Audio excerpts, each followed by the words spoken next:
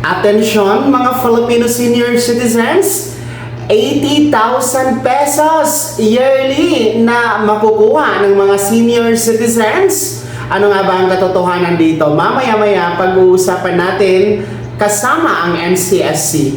Hello mga ka-vlogs! Welcome dito sa aking YouTube channel. Magandang araw po sa lahat ng mga manonood. Saan po kayong dako sa mundo? Kumusta mga ka-vlogs? Eto, dahil meron pong kumakalat ngayon na impormasyon na meron daw ipamimigay bawat taon sa lahat ng mga senior citizens na nagkakahalaga ng 80,000 pesos. Nakuha, ang laki!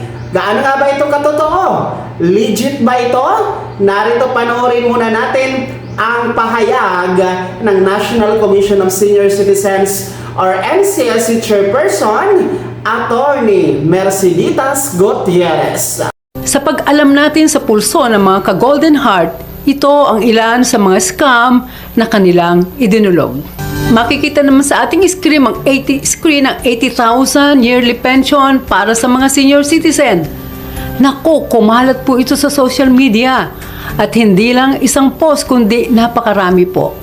Hinikayat ng post na mag-register sa link ang mga older persons. Ito po ay scam at fake. Dahil una, walang batas na nagbibigay ng 80,000 pesos para sa mga older persons. Kaya huwag po kayong maniniwala dyan. At yan po mga ka-vlogs, no, inyo pong napakinggan si Attorney Merceditas Gutierrez ng NCSC. Siya po ang ating chairperson kung saan kanya pong mariing pinabulaanan na fake news talaga at hindi totoo ang sinasabing 80,000 pesos bawat taon na ibibigay sa lahat ng mga nakakatanda. So ito pong pahayag na ito ay nag-ugat dahil po sa pinupost ng isang channel, no, sa YouTube at maging sa Facebook, ibang platform ng social media, na di umano ay mamimigay ang gobyerno, no, sa ilalim ng DSWD ng 80,000 pesos bawat taon para sa lahat ng mga senior citizen. Well, unang-una, gaya nga ng sinabi ni Atty. Merceditas Gutierrez, wala pong batas na nagsasabi na merong 80,000 pesos bawat taon ang ipamamahagi sa lahat ng mga nakakatanda. Ang laki naman po ng halaga ng yan mga ka-vlogs, diba? Parang pagkaayahay naman, no? Ang mga seniors kapag nagkataon at kapag totoo na merong 80,000 pesos yearly ang ibibigay, diba? Pangalawa, bukod sa walang batas na nagsasabing merong ganoon na halaga na ipamahagi, pangalawa po, ay hindi ito kakayanin ng gobyerno. Biruin nyo lang tansyahin nyo lang, o i-calculate nyo lang ang bilang po ng mga senior citizens ngayon sa Pilipinas, kasama na yung mga nasa abroad, ayon sa datos ng PSA, ay tinatayang nasa 10 to 12 million ang bilang ng mga nakakatanda. So, let's say, 10 million, i-times nyo po sa 80,000, naku po, trillion ang kailangan dito, hindi billion.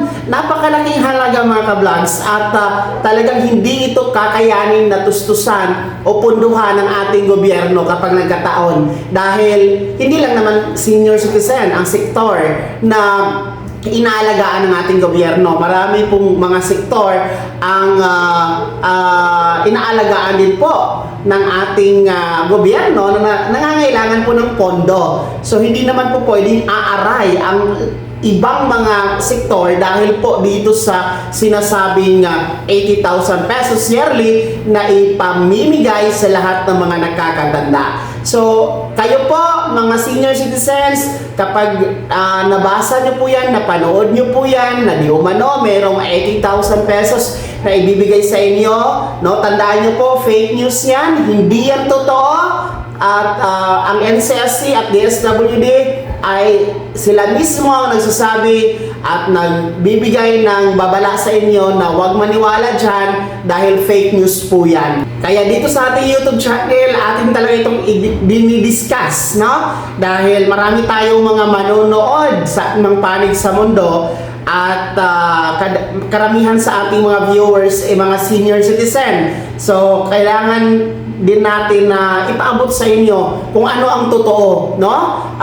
Tayo din po, inuulit ko sa ating YouTube channel, nilalabanan po natin ang maling impormasyon, nilalabanan natin ang fake news dahil yan talaga ay nagbibigay ng false hope sa inyo mga senior citizens. Makakaasa kayo na dito sa ating YouTube channel, pawang katotohanan at totoo lamang ang ating binibigay na balita. Kaya naman mga senior citizens, sino sa inyo dito ang mga nakabasa din po at nakapanood ng ganoon na balita na di umano merong 80,000 pesos na ibibigay sa inyo?